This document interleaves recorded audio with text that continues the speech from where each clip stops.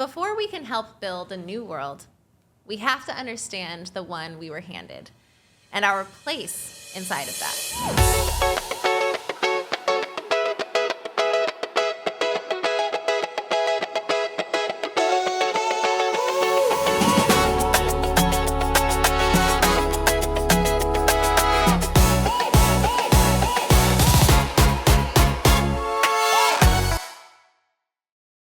Welcome back to the Revolution Resolution. I'm Malaika Tubbs. Today, we're taking 5 minutes to turn inward, not with blame or guilt, but with curiosity. Because understanding where we stand inside this system helps us understand how to move beyond it. One of the most powerful steps in liberation work is understanding how we arrived where we are, not just emotionally, but historically, generationally, structurally. American patriarchy isn't something that hovers in the air. It shapes every family, every neighborhood, every opportunity or barrier we've encountered. It places each of us somewhere on its ladder, whether we asked to be there or not. So today's episode is an invitation to gently reflect on your position in this system and how that position came to be.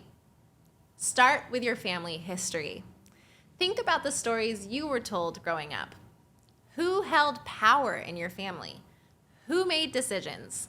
What roles were assigned to men, women, children?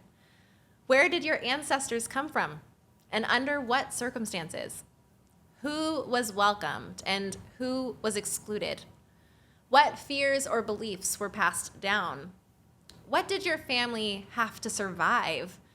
What did they benefit from? None of these answers are about judgment. They are about understanding.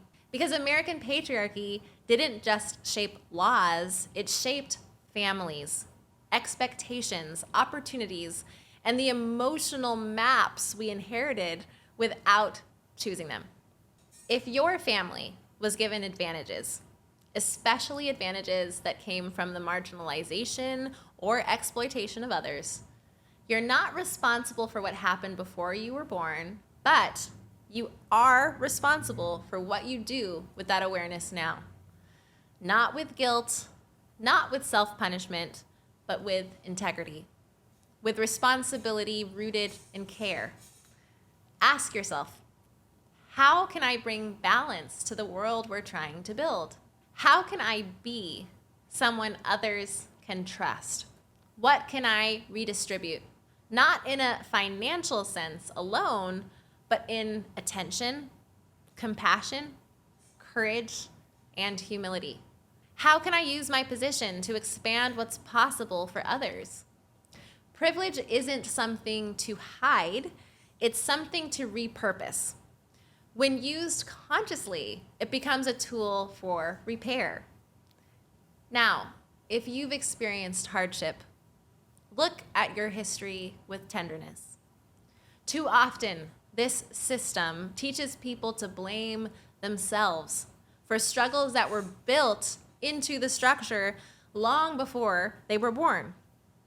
So ask, what burdens did my ancestors carry because of this hierarchy? What opportunities were withheld from them? What lies were they taught about their worth? How were they pushed to survive instead of thrive?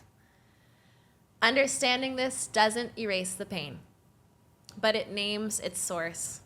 And when you stop blaming yourself, you can begin to heal. You can begin to imagine a life that isn't determined by the roles the system assigned to your family generations ago. Wherever you stand, the invitation today is the same. Know your story, honor your story, and use that knowledge to build something new. Because liberation isn't abstract. It starts with real people, you and me, each of us understanding how we've been shaped and choosing not to pass the harm forward. This is how we disrupt that cycle together.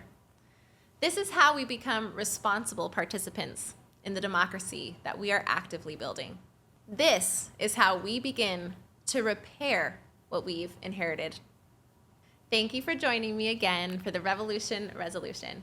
If today's episode helped you see your life with more clarity and compassion, I hope you'll share it, subscribe, and bring more people along this ride with us.